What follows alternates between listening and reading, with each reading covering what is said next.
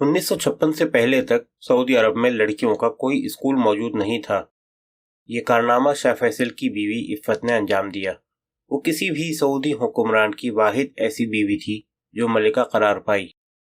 عفت کی پرورش ترکی میں ہوئی۔ وہ مزید سائنس اور مزید مغربی موضوعات کو تعلیم کا حصہ بنانا چاہتی تھی، لیکن اپنے بیٹوں کے اسکول جیسا کوئی اسکول کھولنے کے لیے اسے پھونک پھونک کر قدم رکھنا تھا۔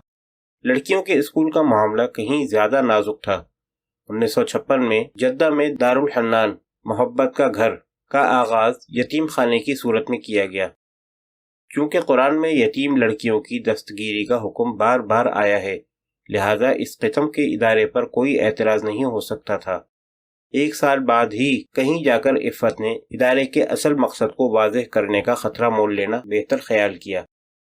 ایک مقامی اخبار میں ایک مضمون بعنوان "اگر آپ ماں کی اچھی تربیت کریں تو وہ اپنی ذات میں اسکول بن سکتی ہے" میں دارالحنان کے مقاصد اسلامی ہدایات کے مطابق بہتر مائیں اور گھریلو عورتیں پیدا کرنا بتائے گئے۔ عفت نے شاہ فیصل کے توسط سے عورتوں کی تعلیم کے لیے قرآن کی چند مشہور آیات کو بنیاد بنایا۔ انہیں ام سلمہ رضی اللہ عنہا کی آیات کہا جاتا ہے۔ روایت ہے کہ ام المومنین حضرت ام سلمہ رضی اللہ عنہا نے ایک روز حضرت صلی اللہ علیہ وسلم سے پوچھا کہ اللہ اپنی آیات میں ہمیشہ مردوں کو ہی کیوں مخاطب کرتا ہے؟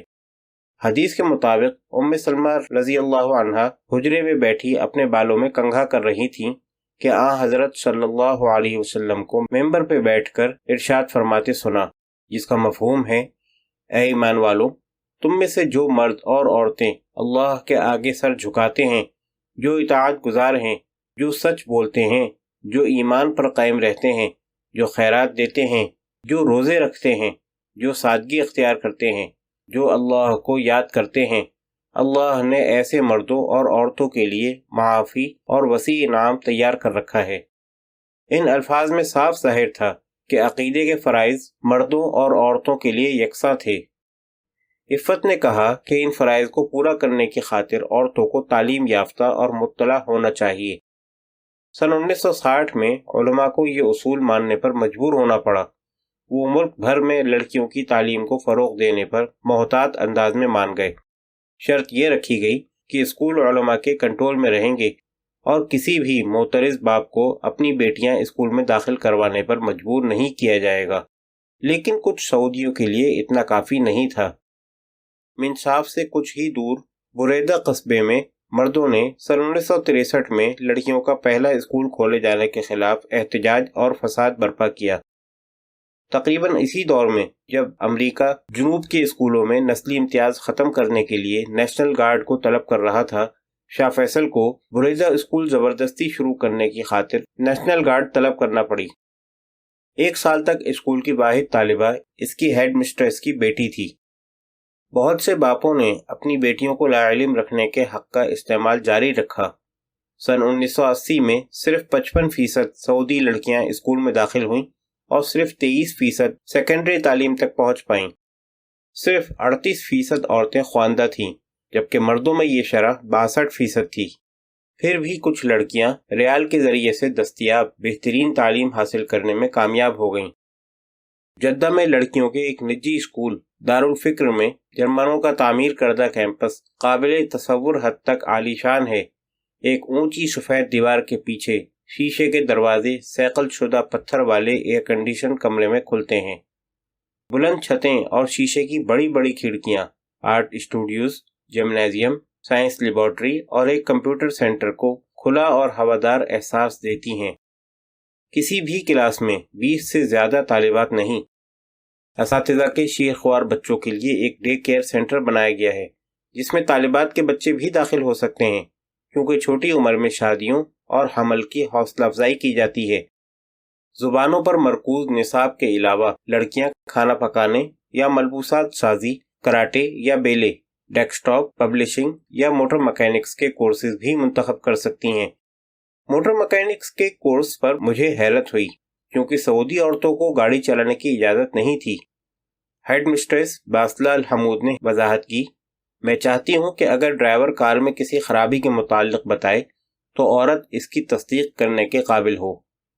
طالبات کے چہرے مہرے سے فالغ البالی صاف ظاہر تھی۔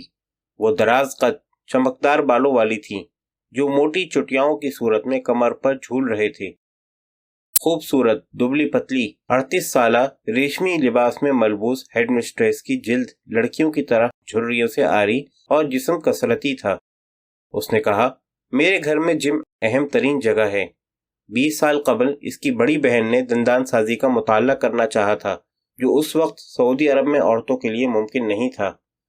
باسلہ کا باپ سارے کنبے کو لے کر شام منتقل ہو گیا اور بیٹی کو دمشق یونیورسٹی میں داخل کروایا۔ وہ سعودیہ کی پہلی دندان ساز خاتون بن کر وطن واپس آئی اور مرد و عورت دونوں کا علاج کرنے کے لیے کلینک کھولا، لیکن اسے جلد ہی معلوم ہوا کہ عورتوں کی گوشہ نشینی کے عادی سعودی مرد ایک اجنبی عورت کا چھونا برداشت نہیں کر سکتے تھے، چاہے وہ ڈرل سے ہی کیوں نہ چھوئے۔ مفروضات اور غلط فہمیوں سے تنگ آ کر اس نے کلینک میں عورتوں اور مردوں کے سیکشن الگ الگ کر دیے اور مردوں کا علاج کرنے کے لیے مرد دندان ساز ملازم رکھے۔ باسلہ بھی پیشہ ورانہ علیحدگی کو ترجیح دیتی تھی۔ دارالفکر میں لڑکوں کے لیے ایک علیحدہ اسکول اور مردانہ بورڈ آف ڈائریکٹرز قائم کیا گیا۔ بورڈ کے ساتھ میٹنگ کرتے وقت وہ کلوز سرکٹ ٹیلی ویژن استعمال کیا کرتی تھی۔ اس نے کہا، مجھے ایک کولیگ کی مدد کی ضرورت تو پڑ سکتی ہے، لیکن اس کے ساتھ ایک ہی کمرے میں بیٹھنا ضروری نہیں۔ اگر مرد بھی یہاں آ کر ہمارے ساتھ شامل ہو گئے تو انجام کار چیزوں کو اپنی مرضی کے مطابق چلانے لگیں گے۔ میں اپنا شو خود منظم کرنے کو ترجیح دیتی ہوں۔ باسلہ بھی یونیورسٹی میں کلوز سرکٹ ٹیلی ویژن پر MBA کی کلاسز پڑھتی رہی۔ عورتوں کو سعودی عرب میں پہلی بار سن 1962 میں یونیورسٹیوں میں داخلہ دیا گیا اور خواتین کے تمام کالج سختی سے علیحدہ رہے۔ لیکچر رومز میں کلوز سرکٹ ٹیلی ویژن اور ٹیلی فونز لگے تھے تاکہ طالبات مرد پروفیسر کا لیکچر سنیں اور فون پر سوالات پوچھیں۔ اس طرح وہ خود کو پروفیسر کے سامنے لا کر آلودہ کرنے سے بچ سکتی تھیں۔ سن 1973 میں جب درجن بھر لڑکیوں کی پہلی کھیپ نے گریجویشن کی تو تقریب کے پروگرام میں اپنے نام نہ پا کر بہت مایوس ہوئیں۔ پرانی روایت کے مطابق عورتوں کا نام لیا جانا بے عزتی کا باعث تھا۔ لڑکیوں اور ان کے گھر والوں نے احتجاج کیا، چنانچہ ایک علیحدہ پروگرام پرنٹ کر کے لڑکیوں کی علیحدہ تقریب منعقد کی گئی، جس میں صرف ان کی رشتہ دار خواتین شریک ہوئیں۔ 2000 عورتوں نے شرکت کی۔ ان کی فاتحانہ چیخ و پکار نے چھت کو ہلا کر رکھ دیا۔